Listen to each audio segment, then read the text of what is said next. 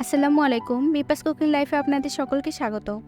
Cake perfect হয় না, চুপসে যায়, উপরে কালার আসে না। যারা কেক বানাতে গিয়ে এই ধরনের সমস্যার শিকার হয়েছেন তাদের জন্য আজকের এই ভিডিওটি। কেক পারফেক্ট হওয়ার A to Z সকল টিপস সহ আপনাদের সাথে পাউন্ড কেকের রেসিপিটি শেয়ার করছি। আশা করছি আজকের এই ভিডিওটি দেখার পর আপনারাও আমার মতো এরকম পারফেক্ট একটি পাউন্ড কেক তৈরি করতে পারবেন। কেক বানানোর জন্য প্রথমে আমি এখানে একটা বাটির ভিতরে 2টা ডিম ভেঙে নিচ্ছি। এরপর এর মাঝে অ্যাড করছি হাফ কাপ চিনি। এ পর্যায়ে আপনাদের একটা কথা বলে রাখি, কেক বানানোর ক্ষেত্রে পরিমাপটা কিন্তু খুবই ইম্পর্ট্যান্ট, তাই অবশ্যই আপনারা সব কিছুর পরিমাপটা ঠিক রাখবেন। তো এখানে আমার ডিম আর চিনি মিশ্রণটা ভালোভাবে মেশানো হয়ে গেলে এর মাঝে আমি অ্যাড করছি 1 টেবিল চামচ সয়াবিন তেল, 1 চা চামচ ভ্যানিলা এসেন্স আর অ্যাড করছি লেবুর রস। লেবুর রসটা দিলে কেকটা চুপসে যাওয়ার চান্স কম থাকে, তবে লেবুর রসটা অপশনাল, এটা না দিলেও খুব একটা সমস্যা হবে না। তো ডিমের সাথে এগুলোকে ভালোভাবে মিশিয়ে নেওয়া হয়ে গেলে এর মাঝে আমি এক এক করে শুকনো উপকরণগুলো অ্যাড করব।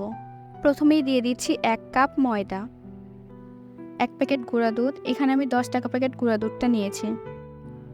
দিচ্ছি হাফ টেবিল চামচ বেকিং পাউডার আর 1/4 চা চামচ বেকিং সোডা। এবার শুকনো উপকরণগুলোকে চেলে নিচ্ছি।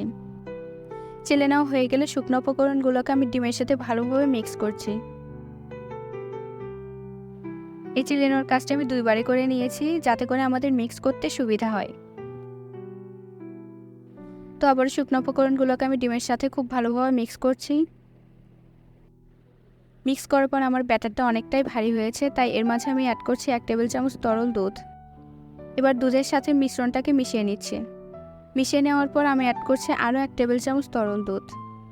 এবারও এটাকে মিশ্রণের সাথে ভালোভাবে মিশিয়ে নিচ্ছি। দুধ অ্যাড করার পর এখানে কিন্তু আমাদের পারফেক্ট ব্যাটার তৈরি হয়ে গেছে। ব্যাটারের ঘনত্বটা কেমন হবে সেটা কিন্তু আপনারা দেখেই বুঝতে পারছেন। আপনারাও ঘনত্বটা ঠিক এরকম রাখবেন।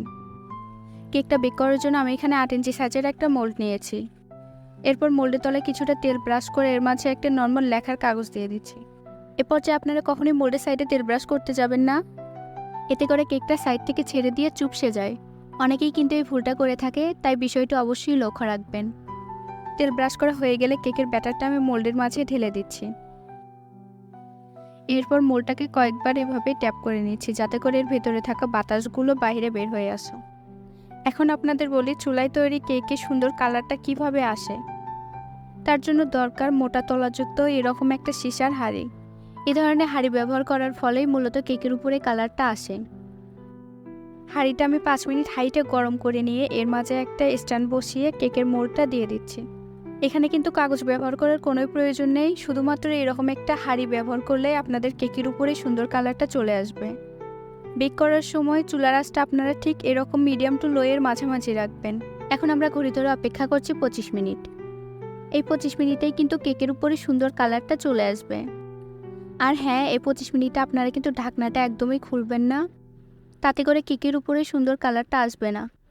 তো 25 মিনিট পর দেখুন, মাশাআল্লাহ কত সুন্দর একটা কালার এসেছে। আমি একটা কাঠির সাহায্যে চেক করে নিচ্ছি, কেকের ভিতরে কিন্তু একদমই কাঁচা নেই। এবার কেকটাকে আমি নামিয়ে কয়েক মিনিট ঠান্ডা হতে রেখে দিব। বেকারির মতো কেকের উপরে সুন্দর একটা চকচকে ভাব আনার জন্য আমি এখানে সুগার সিরাপ তৈরি করে নিচ্ছি। তার জন্য নিচ্ছি 2 চা চামচ চিনি আর দিয়ে দিচ্ছি 1 টেবিল চামচ পানি। এবার চিনি আর পানি মিশ্রণটা ভালোভাবে মিশিয়ে নিচ্ছি। এই সুগার সিরাপটি ইউজ করার ফলেই কিন্তু কেকের উপরে চকচকে ভাবটা আসে। এখন কেকটা ঠান্ডা হয়ে যাওয়ার পর কেকটাকে আমি ডিমোল্ড করে নিচ্ছি। এবার কাগজটা উঠিয়ে আপনাদের আমি দেখাচ্ছি কেকটা ঠিক কতটা পারফেক্ট হয়েছে।